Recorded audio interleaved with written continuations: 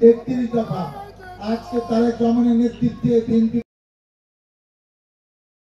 করা হয়েছে। সবকিছু সংস্কার করতে হবে।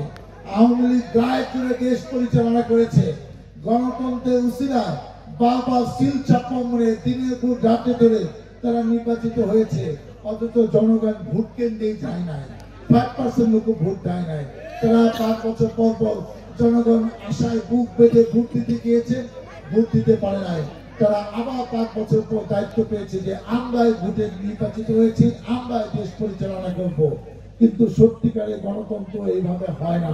যে নির্যাতন নিপীড়নের শিকার হয়েছে, তার অধিকাংশ নির্যাতন নিপীড়নের শিকার হয়েছে আবার জাতীয়তাবাদী দলের নেতৃবৃন্দরা।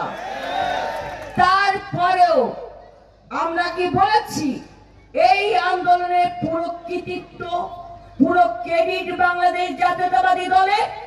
আমরা বলি নাই, কারণ আমরা গণমানুষের অধিকার পূর্ণ প্রতিষ্ঠার জন্য লড়াই করি, আমরা অধিকার প্রতিষ্ঠার জন্য সংগ্রাম করি, আমরা বাংলাদেশের স্বাধীনতা সার্বভৌমত্বকে রক্ষা করার জন্য আবার জীবন বাজি রাখবো, কোনো কৃতিত্ব নেওয়ার জন্য লড়াই করি না। এখানে ছাত্র ভাইদের জন্য যারা লেখাপড়া শেষ করে বেকার থাকবে, চাকরি পাবে না, তাদের যদি এই সংস্কারের মাধ্যমে রাষ্ট্র ক্ষমতায় যদি বিএনপি আসে, তাহলে তাদের জন্য 1 বছর তাদের বেকার ভাতা দেবে বিএনপি।